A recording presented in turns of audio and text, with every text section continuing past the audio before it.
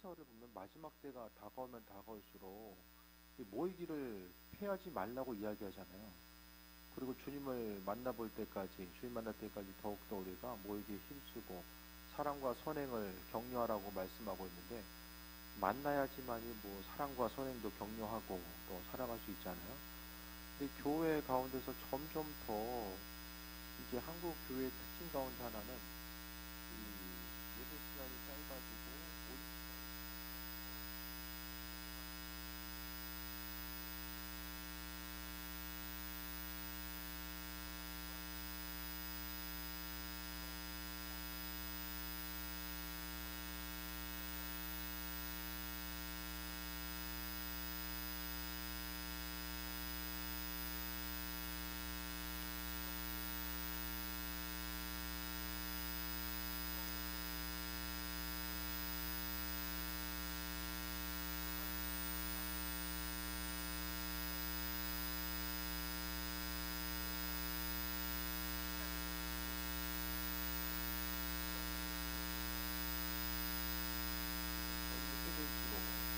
점점 더 어떤 성향들이 있냐면, 그냥 교인들한테 뭐 힘들게 부담 주지 말고 그냥 개인적인 생활도 하고 예배 그냥 일주일에 한 번 드리고 그냥 헤어지고, 그리고 이제 어떤 교회들을 보면은 이제 어떤 교회 가운데서 이제 교회 건물을 유지해야 되는 그런 부담감이 있잖아요.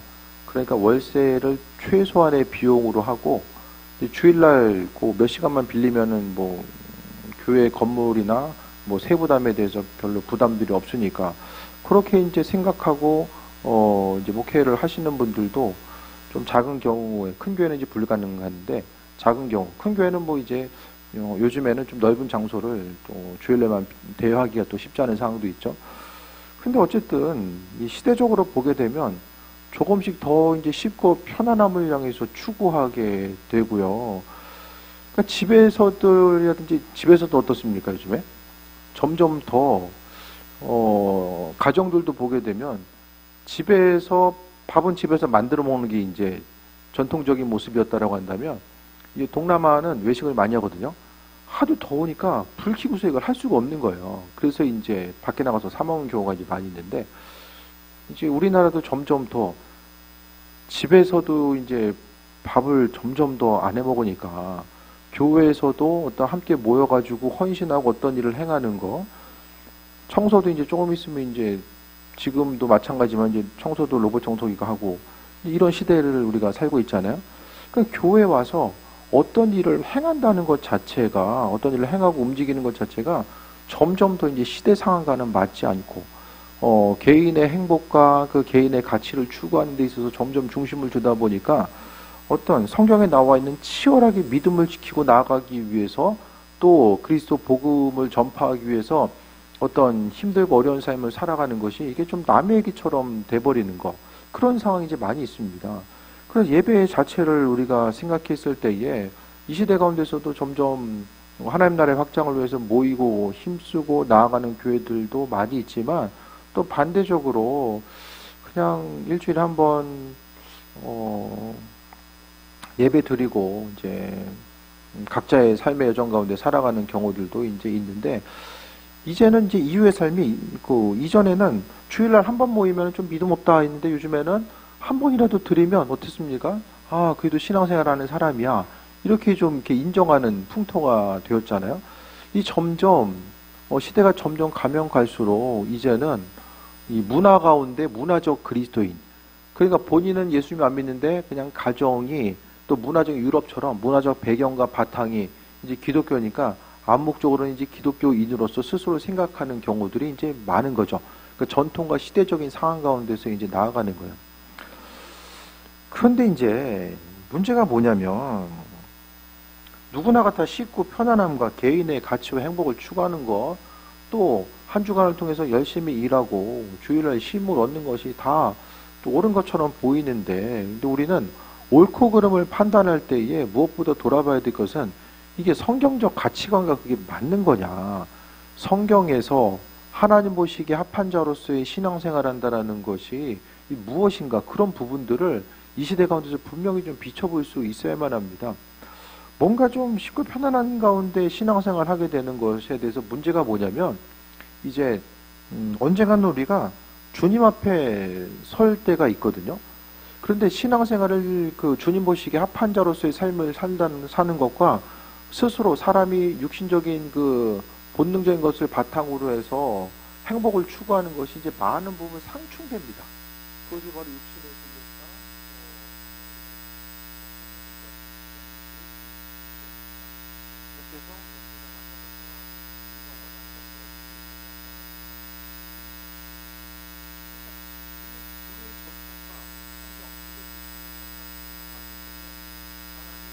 스스로의 안전함과 행복을 추구하고 있었던 이 시대는 내 속에 있어서 왔어요. 뭐 어느 날 갑자기 사람이 스스로 추구하는 것이 그래서 그 가운데서 많은 분들이 자신의 것들에 대해서 내려놓고 하나님을 시작하죠. 그래서 언젠가는 하나님 앞에 설 것에 대한 그 기대함과 소망함을 가지고 살아갔다라는 거예요. 그래서 말씀대로 신앙생활하는 것이 무엇인지 알고 우리가 주님 앞에 설 수가 있다는 것을 분명히 깨달아야 되는 인생으로서 하나님 만날 수가 있다는 거예요. 인생을 우리 목적지가 여기가 아니라 영원한 하나님 나라 천국이라는 사실을 우리가 알고 있기 때문에 때로는 성공하기 어려울 거라고 했고 또 포기하고 결단하고 또 가능한 삶을 해보자 하잖아요. 또한 가지는 인생의 고난을 만날 수 있습니다. 정말 모임이 있지 않으면 그 고난의 속에 사람이 선택하고 살아갈 수 있는 것을 정말 알아야 됩니다. 항상 주님의 인생을 갈망하고 그리스도의 간직함과 그 정신을 그 삶의 사람들은 고난이 무엇이며 우리에게 무엇인지를 알고 하나님의 은혜와 인도하심과 인도하심이 무엇인지를 알게 됩니다. 그것 때문에 어려움의 때에 항상 우리는 하나님도 없이 그냥 하루하루 감당을 하는 일을 생각할 수가 없잖아요. 하나님 내가 중요한 것들은 하나님과 어려움의 때에 이겨나갈 수 있는 방법 자체가 뭐든지 힘들지 않으면 그 방법이 없다라는 거예요. 그러니까 점점 더 이제 그 시대적인 상황 자체가 어떤 그 모이기를 힘쓰고 그 관계성 가운데 승리하는 방향으로 나아가기보다는 환경이 많아서 온전한 신앙을 이루는 자체보다는 그것과는 상관없이 나아가는 부분도 생겨요. 인생을 살아가면서 또 세상 풍경을 살아가고 있는데 그런 사람한테 우리가 한번도 돌아보고 생각해야 됩니다. 생물을 살아가는 것이 무엇인가?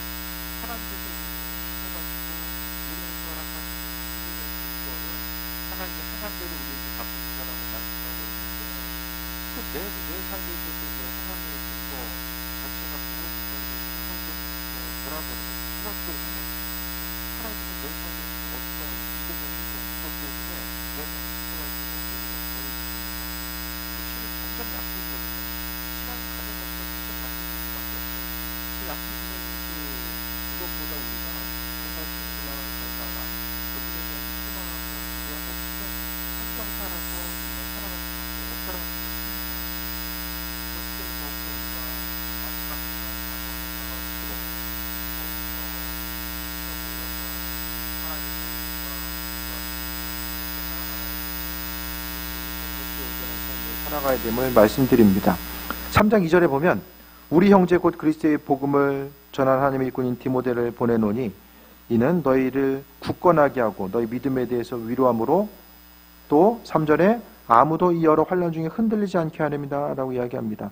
바울이 디모데를 파송한 것은 데살로니가 교회가 경험하고 있는 또 어려움들이 있었기 때문에 그러니까 믿음을 지키기 위한 어려움들이 있었죠. 초대교회는 항상 이 고난과 어려움의 한가운데 있었고요. 그 어려움 가운데 있는 그들에게 디모데를 파송함으로 인해서 굳건하게 하고 믿음을 굳건하게 하고 또 믿음에 대해서 위로하는 것, 절망 가운데 있고 이 환난과 어려움이 언제 끝날지를 몰라서 어려움 당하고 있는 또 데살로니가 교인들에게 또 힘과 용기를 주기 위해서 또 환난 중에 흔들리지 않기 위해서 그러니까 삶을 살아가다 보면 이 믿음이 흔들릴 수밖에 없는 이런 환경들이 계속해서 있거든요.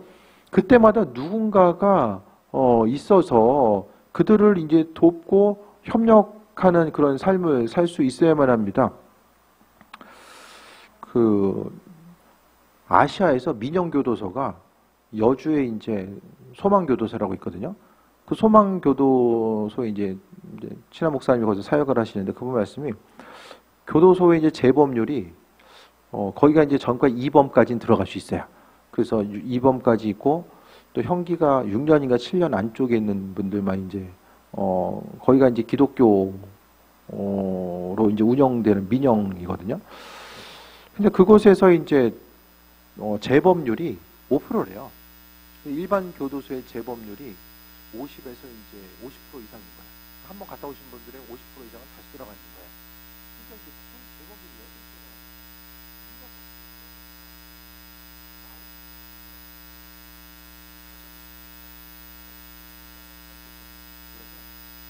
교회마다 이제 전국에 한 10군데 이제 쉼터가 있어서 각각 이제 목사님들이 운영하는 교회 이제 어떻게 보면 특수목회죠. 그 쉼터에서 이제 갈 곳이 없는 분들 또 혼자 있게 되면 계속해서 이제 혼자 술 먹고 어려움 당하는 분들이 있잖아요. 그분들과 이제 함께 그러니까 함께 거할 수 있는 이제 공동체 쉼터를 마련한 거죠. 그래서 그것을 통해서 서로 또 믿음을 격려해주고 그러니까 그 교도소에 들어가면 모든 사람이 믿는 사람이 아니라 그래도 믿기로 소망하는 사람들 또 좀 편하다고 하니까 이제 오는 사람들이 있는데 거기서 이제 16주가 되면 16주 동안 이제 의무적으로 성경 공부를 하나 봐요. 말씀 그러니까 인성교육의 차원에서 이제 성경 공부를 하는데 한 8주, 9주까지는 그냥 억지로 앉아있는 사람들은 표정 안 좋고 그러는데 16주 지나면은 대부분의 사람들이 이렇게 손들고 찬양한다는 거예요. 그렇게 이제 사람들이 많이 이제 놀랍게 진짜 이제 몇 사람 빼고는 아주 놀랍게 변화된다는 거죠. 그러니까 말씀이 들어갔을 때에 또 그들이 이제 은혜 받고 나서도 밖에서 누군가 도와주고 협력하고 서로를 세워줄 수 있는 그 부분 때문에 재범률이 이제 5%로 이제 떨어지는 거죠. 그러니까 이 시대 가운데서 하나님의 말씀대로 움직이고 또 반응하고 서로 돌봐주고 살아가는 것. 근데 뭐 이제 천주교에서나 불교에서도 민영교도소를 할 수 있는 어떤 민영교도소를 하나 하려면은 대략 요즘에는 한 500억 정도 든대요. 지으려면은. 근데 그거를 이제 타교단에서 타종교에서 못하는 게 이제 5%까지 낮출 자신이 없는 거예요. 그러니까 끝나고 나서도 누군가를 돌봐주고 또 협력할 수 있는 것은 정말 그리스도 예수 주님의 사랑이 아니면 이게 할 수가 없거든요. 무슨 일을 하든지 간에 서로를 돌보는 것. 그러니까 이웃을 향해서 돌보는 것, 또 이 땅에 있는 한국에 있는 많은 신앙인들이 힘들지만 그래도 선교지를 향해서 힘쓰고 헌신하려고 하는 이유 자체가 무엇입니까? 말씀에 근거해서 오늘 디모데가 데살로니가 교인들 향해서 그랬던 것처럼 서로를 향해서 굳건히 하고 위로하고 환난 중에서 흔들리지 않게끔 누군가 도와주는 역할을 해야 된다라는 거예요. 그러니까 하나님은 우리에게 다른 사람들을 위로하길 원하셨고요. 그들을 믿음으로 세워나가기를 원하셨고 하나님의 일꾼으로서의 온전한 삶을 살아가기를 그분께서 원하셨다라는 것에 대해서 우리가 잊지 말아야만 합니다. 그래서 3절 보니까 우리가 이것을 위하여 세움받은 줄을 너희가 친히 아니라 교회에서 일꾼은요 여러 가지 해야 될 일들이 있지만은 믿음이 흔들리는 사람들을 세워주고 또 그들이 하나님 보시기에 합한 자로서 끝까지 믿음 생활을 가지고 앞으로 나아갈 수 있도록 위로하고 권면하는 거죠. 점점 더 이제 마지막 때가 다가오면 다가올수록 하나님의 일꾼으로서의 온전한 삶을 살기가 이게 쉽지 않은 시대를 점점 살아갈 수밖에 없다라는 거예요. 그러니까 그 환난과 어려움의 시대 가운데서 우리가 주님의 사랑 가운데 서로를 돌아보지 않는다라고 한다면 믿음으로 살아가는 것, 또 하나님의 일꾼으로서의 삶을 살아가는 것이 너무나도 버거울 수밖에 없다라는 거죠. 우리가 생각하는 것보다 좀 한국교회가 코로나 때문에 아주 심각하게 타격을 받았어요. 그냥 우리 교회에서 이제 교인들 보다 보면 그냥 있던 사람도 있는 것 같고 그렇죠. 다른 교인들을 안 그런 교회들도 많이 있는데 정말 이제 조금씩 이제 소식들 들려지는 거 보면은 심지어 이제 오랜만에 아는 후배 목사님 전화했는데 교회가 거의 깨진 거예요. 왜 그러냐니까 거기 이제 원로 목사님과 같이 있는데 원로 목사님은 코로나 기간 동안에 이제 무조건 대면 예배 드려야 된다. 근데 아닙니다. 교인들은 이제 영상 예배 드려야 됩니다. 이거 가지고 이제 논란이 생겨가지고, 물론 다른 교인도 있었겠지만은, 교회가 이제 심각하게 어려움을 당하고, 그러니까 또 교회 또 옮겼더라고요. 그런 이유가 있었고, 또 교회마다 정말 좀 심각한 어려움들을 많이 좀, 이제 조금씩 이제 교회 사정들 얘기가 이제 들리잖아요. 그러니까 어려움의 때, 앞으로 또 언제 어떻게 다가올지 모르는 어려움의 때에 우리가 정말 서로서로를 돌아보지 않으면 이 믿음을 지켜나갈 수 없는 때가 바로 지금이라는 거예요. 4절 봅니다. 우리가 너희와 함께 있을 때 장차받을 환난을 너에게 미리 말하였는데 과연 그렇게 된 것을 너희가 아느니라. 바울 사도는요, 그가 복음 전하면서 예수님 믿는다는 것은 날마다 기쁘고 신나고 행복한 일만 있는 것이 아니라 제자로서 그의 삶을 살아감에 있어서 마땅히 치러야 될 그 대가가 있다는 것에 대해서 아울러 이야기한 것 같아요. 그 믿음 생활하는 것이 날마다 그냥 기도한 대로 다 이루어지고 만사형통하고 뭐 그렇게 다 되면 이 땅에서 예수 믿지 않을 사람이 누가 있겠습니까? 그러니까 믿는 것으로 인한 환난과 어려움. 근데 이 시대의 어려움은 뭐냐면 예수 믿는 것으로 인한 고난과 어려움을 신앙인들이 견디지 못하는 것이 있고, 또 예수님 때문에 당하는 어려움을 아주 이상한 것으로 여기기 때문에 생각과 관점 자체가 믿는 사람이 당하는 고난 자체, 초대교회부터 지금까지 그리스도 예수의 일꾼으로서 제자로서의 삶을 살아감에 있어서 제자들에게 뭐라고 말씀하셨습니까? 이거 장사 지내야 되겠는데요. 다른 사람에게 맡겨. 그리고 심지어는 각자의 십자가를 지고 주님을 따라오라고 말씀하고 있잖아요. 그러니까 이 시대 가운데서 신앙생활은요, 능력 있는 신앙생활. 교회 가운데서도요, 좀 교회가 능력 있는 교회, 능력 있는 신앙생활. 기도하다가 하나님의 음성 듣고 또 치유와 회복이 나타나고 교회 가운데서 정말 부흥의 역사들이 뜨겁게 일어날 때는요, 교회 가운데서 새벽 예배 하다가 영육간에 치유가 일어나게 되고 또 하나님의 놀라운 일들에 대해서 경험하는 거. 그러니까 주님의 충만케 하심과 만지심이 그냥 뭐 기도원 가서만이 아니라 교회 가운데서도 자연스럽게, 교회가 출발점이죠. 그러니까 그 모든, 그러니까 하나님의 능력과 인도하심이 있는 부분, 예? 그 온전한 은혜가 있는 그런 교회. 어떠십니까? 교회를 향해서 기대하는 바, 하나님 향해서 향하는 그 기대함이 있잖아요. 그러니까 교회를 향해서 하나님만이 하실 수 있는 일들을 우리는 소망하기 때문에 더 교회에 모이는 거예요. 그러면 그분을 소망하고 그 은혜와 충만함 가운데 삶을 살고자 하는 것이 그냥 저절로 이루어지는 것이 아니라 우리가 아버지께 마음의 중심을 쏟고, 예? 우리 마음과 생각을 그분께 쏟고 그분께 사실 것에 대한 소망과 기대함, 그것이 바로 믿음이죠. 믿음 가지고 삶을 날마다 살고자 했을 때 은혜 충만함으로 우리가 살아갈 수 있게 됩니다. 교회 가운데 그 소망함이 없이 그냥 우리가 쉽고 편안하게 살아가는 것 자체에 대해서 모르는 것이 아니라 정말 그래도 더 주님의 은혜를 경험하기 위해서 더 좀 치열하게 신앙생활 하려고 하고 또 조금 더 주님의 음성 듣고자 아버지께 매달리고자 하는 그런 삶의 모습. 왜 그렇습니까? 우리 스스로의 방법 가지고는 삶을 살아갈 수가 없다라는 거예요. 지금 눈앞에 보이는 것이 뭐 별일이 없고 평탄해 보여도 그것이 전부가 아니잖아요. 언제 어떻게 어떠한 상황들이 눈에 펼쳐질지 우리가 아무것도 예측할 수 없기 때문에 우리 인생에 만나게 되는 수많은 일들, 예측할 수 있는 일들은 무엇이 있습니까? 날마다 정말로 살아계신 주님의 능력을 경험하지 못한다고 한다면 주께서 이루시고 인도하시는 뜻을 발견할 수가 없어요. 그래서 그냥 모이기를 힘쓰지 않고 그냥 쉽고 편안함 가운데 그렇게 살다 보면은 성경적인 관점, 고난에 대해서 다 피하려고 하고 또 하나님의 도우심과 인도하심과 예비하심에 대해서 좀 생각하고 그 은혜 충만함 가운데 나아가고자 하는 것. 그러니까 개인적인 행복과 이런 가치, 여러 가지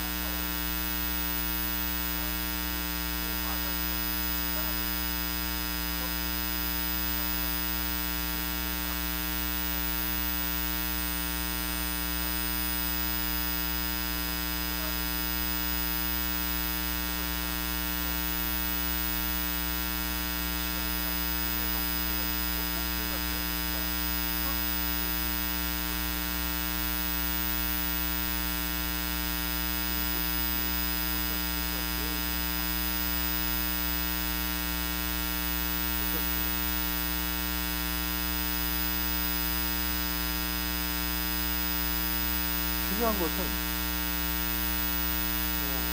교회 핵심은 교인들이 교회 다니는 교인들이 좀 행복해야 돼요. 목회자도 행복하고 교인들도 행복해야 되거든요.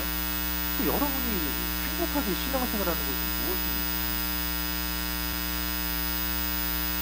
일부러 교회라는 것처럼 안 모이고 자유롭게 신앙생활하고 행복하게 신앙생활하고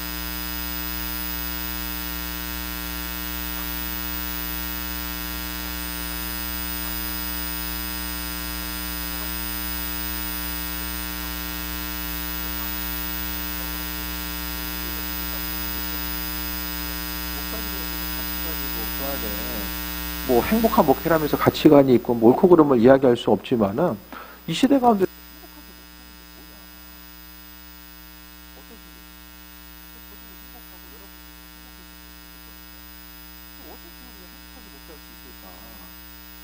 교회 안 모이면 좀 행복하십니까, 여러분? 신앙생활이 좀 즐겁고 좀 행복한 부분이 있으십니까? 정말 한번 물어보고 싶은 거예요. 저녁 기도 그냥 안 하고, 뭐 꼭 이제 저녁 기도를 얘기하는 게 아니라, 그냥 저녁에 그냥 새벽 예배하고, 그냥 낮에 뭐 하고 싶은 사람 낮에 기도하고, 저 그냥 6시 퇴근하면서 문 닫고 그냥 집에 가고, 그러면 좀 인생이 좀 조금 더 쉽고 편안하고 행복할까. 수요예배도 이제 점점 저녁 예배 오는 사람 없다고 그래가지고 낮 예배 드리고 끝나요. 그러면 이제 저녁 때 이제 그냥 편하게 각자 이제 직장 다니는 사람들은 못 오는 거죠. 그러니까 여러 가지 이제 신앙의 형태들, 교회 형태들이 이제 많은 부분 나타나는데, 그럼 우리가 정말 인생을 좀 기쁘고 행복한 거, 신앙인으로서 누리게 되는 행복함은 뭐냐? 그런 부분을 정말 좀 고민을 해야 된다라는 거예요. 그래서 우리가 행복하게 신앙생활하는 것이 무엇이다라는 것에 대해서 이런 부분들이 확실하게 이 교회 가운데서 이 가치관이 이 정해져야지만이 그 부분이 정말 행복하게 신앙생활하는 것이 이런 것이다라고 하는 부분이 서로 공유가 되어야지만이 서로 이제 모이려다 보면 우리는 정말 할 게 많거든요. 할 게 많아요, 교회가. 우리 교회 내부에서도 그렇고요. 외부적으로도 할 게 정말 많은데 그 많은 일들은 정말 주를 위해서 헌신하고자 하고 주를 위해서 환난과 어려움에 동참하고자 하지 않으면은 그 모든 사역들을 감당할 수가 없어요. 내 한 몸 어떻게 그냥 쉽고 편안하게 살 수 있을지 모르겠지만 거룩하신 하나님 나라의 확장을 위해서는 우리가 할 수 있는 일이 모이지 않으면 할 수가 없다라는 거예요. 교회를 떠나서 어떤 모임도 마찬가지거든요. 1년에 한 번 모이는 거하고 한 달에 한 번, 일주일에 한 번 모이는 거하고 거기에 마음의 중심을 두고 가치관을 두는 거는 완전히 다를 수밖에 없습니다. 그래서 우리가 정말 신앙생활 행복한 게 뭐지? 저는요, 행복하게 신앙생활은 다른 것이 아니라 정말로 고난 가운데서 주님의 말씀이 기억나서 은혜 가운데 충만하게 살고 무엇보다도 기도 제목이 응답되는 거. 환난과 어려움이 있을 때 기도 제목이 좀 응답되는 거. 그거보다 더 신난 일이 어디 있습니까? 날마다 그냥 이를 악물고 버티는 삶이 아니라 전심으로 기도하고 그 기도했을 때 하나님께서 더디 응답하시던 늦게 응답하시던 하나님이 내 인생 가운데서 함께 하시는구나. 그 부분을 경험하는 것보다 더 기쁘고 행복한 신앙이 있습니까? 주님을 경험하기 위해서는요, 어렵고 힘들지만 모이기를 힘써야 되고 또 그 안에서 하나님의 일꾼으로서의 삶을 사는 것이 무엇인지가 온전히 더 깊이 깨달아 알 수 있어야만 합니다. 5절 봅니다. 그러므로 나도 참다 못하여 너희의 믿음을 알기 위해 그를 보내었노니 이는 곧 시험하는 자가 너희를 시험하여 우리 수고를 헛되게 할까 함이니. 그러니까 사도 바울이 이제 데살로니가 교인들이 어떻게 삶을 살고 있는지에 대해서 어떻게 신앙생활하고 있는지에 대해서 궁금한 거예요. 소문만 들리니까. 그래서 이제 디모데를 파송하고 디모데가 갔다 와서 있었습니다. 지금은 디모데가 너희로부터 와서 너희 믿음과 사랑을 지키고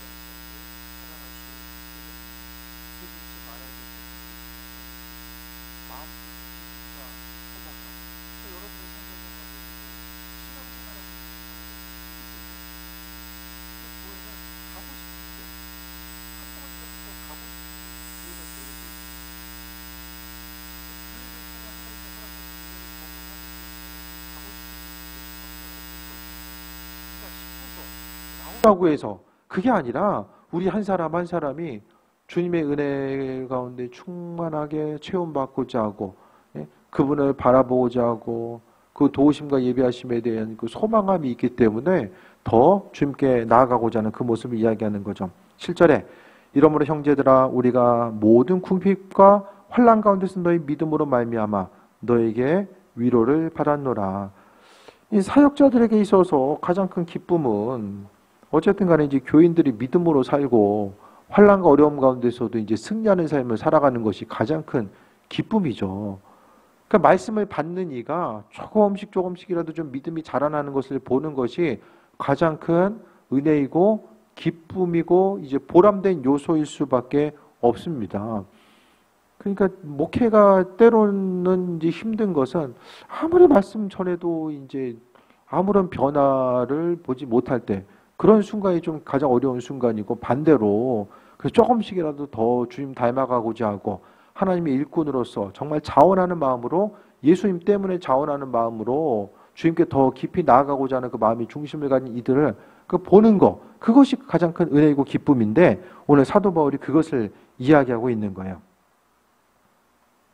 8절에 그러므로 너희가 주 안에서 선즉 주 안에 굳게 선즉 우리가 이제 살리라. 너희가 주 안에서 섰기 때문에 우리가 살 수 있다. 그러니까 최선을 다해서 바울 사도는요 쫓겨다니면서 교회 개척을 하잖아요. 그 교회를 개척하고 한 사람 한 사람을 세워가는 것을 보니까 이제는 바울 사도가 이제 근심 걱정하는 것이 아니라, 그러니까 바울에게 있어서 가장 큰 고난은 교회를 향해서 염려하는 거. 이 교회가 지금 잘 세워져 있는가?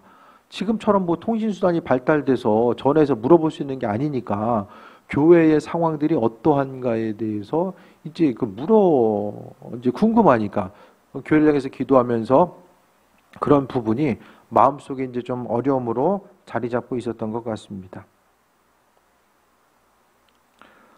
9절에 우리 하나님 앞에서 너희로 말미암아 모든 기쁨으로 기뻐하니, 모든 기쁨으로 기뻐하는데 너희를 위하여 능히 어떠한 감사를 하나님께 보답할까? 이 전체적인 뉘앙스가 어때요? 바울이 너무 기쁜 거예요. 데살로니가 교인들이 힘든데도 서로 독려하고 격려하면서 어려움의 시기를 이겨나가는 것을 보니까 마음속에 이제 기쁨이 있는 거예요. 교회 공동체 가운데서도요 좀 관심을 기울이세요. 옆 사람, 예? 뭐 같은 셀 아니더라도 좀 주변 한 사람 내 주변에 있는 사람이 어떻게 신앙생활을 하고 있고, 주님을 향해서 계속해서 물어보는 거죠. 하나님, 내가 지금 누구를 향해서 돌아봐야 되고 어떤 마음의 중심을 가지고 있어야 됩니까? 교회 속에서도 서로를 돌아보지 않으면 세상 가운데 누굴 돌아볼 수 있겠습니까? 그래서 사도 바울에게 있어서 그가 모든 기쁨으로 기뻐한다. 이렇게 좀 삶에 있어서 엄청난 이 기쁨을 표현한 구절이, 내용들이 그렇게 성경에 이처럼 이렇게 강하게 표출된 곳이 더 있을까라는 생각을 하거든요. 그러니까 고난 가운데 세워진 그들의 모습을 보면서 마음의 기쁨과 소망함을 이야기하고 있고, 또 갈라디아 교회처럼 이제 미단으로 인하여서 또 거짓 사도들로 인해서 고난당하고 믿음을 버릴 수밖에 없는 이런 위기 가운데 있는 그들을 보면서는 항상 그 심령의 안타까움을 가지고 또 이야기하는 모습을 보게 됩니다. 그래서 하나님께 너무 기쁘니까 어떠한 감사로 하나님께 보답할까?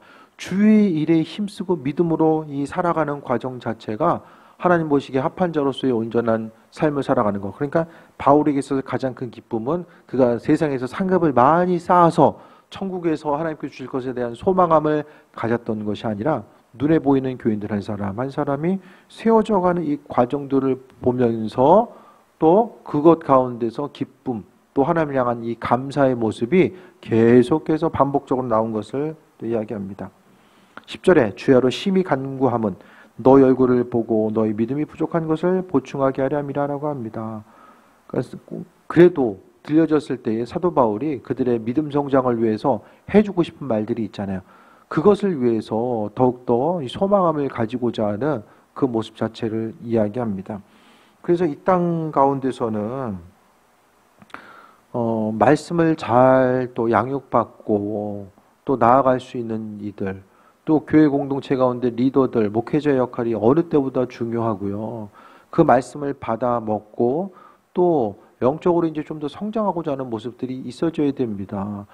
우리가 이제 하나하나 뭐든지 좀 회복해 나아가는 과정, 가정이든 뭐 교회든 다 마찬가지입니다. 그러니까 뭐든지 우리가 어떤 것을 행하든지 간에 이 일을 주님이 기뻐하실까 아닐까, 그것을 날마다 생각해야지만 이제 영성이 깨어 있고요, 믿음이 깨어 있을 수 있어요.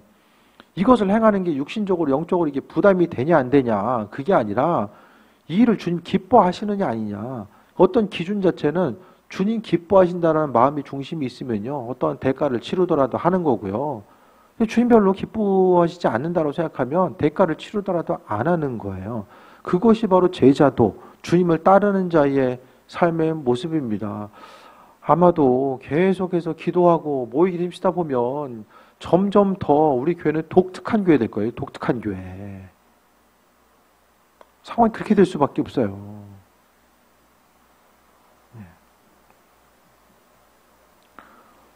하지만 신앙인들에게 있어서 능력의 원천, 그러니까 여러분 어떤 교회를 다니고 싶습니까? 그냥 뻔하게 모든 것이 다 뻔해요. 특별한 것을 기대할 바도 없고 기대하는 사람들도 없고 그냥 이게 하루하루 종교생활 하는 거죠. 죽으면 어떻게 되겠지라는 이 종교생활하고 가는 거예요. 근데 우리의 인생, 이 소중한 인생, 우리의 삶을 어떻게 사용할 것인가? 교회는요, 다시 한번 말씀드리지만 하나님만이 행하실 수 있는 그 일들을 경험하고자 하는 사람들이 모인 곳이 바로 교회고요. 그 일들은 그냥 이루어지는 것이 아니라 하나님을 사랑하는 사람들이 하나님의 뜻을 이루기 위해서 서로 격려하고 모이기를 힘쓰고 뜨겁게 기도하는 이들이 모인 곳 자체가, 그것을 통해서 역사들이 나타나게 됩니다.